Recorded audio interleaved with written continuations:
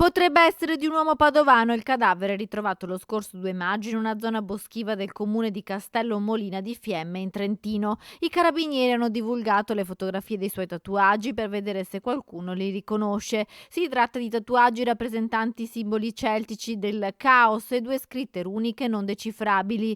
L'uomo potrebbe essere morto il 4 di ottobre, come testimonia un diario del digiuno trovato a suo fianco che si ferma proprio a quella data, e lo stato di conservazione del corpo, rimasto per mesi ricoperto dal ghiaccio, confermerebbe queste ipotesi. Per i carabinieri lo sconosciuto potrebbe aver compiuto un rituale del digiuno di epoca celtica correlato ad un particolare rituale di purificazione dell'anima.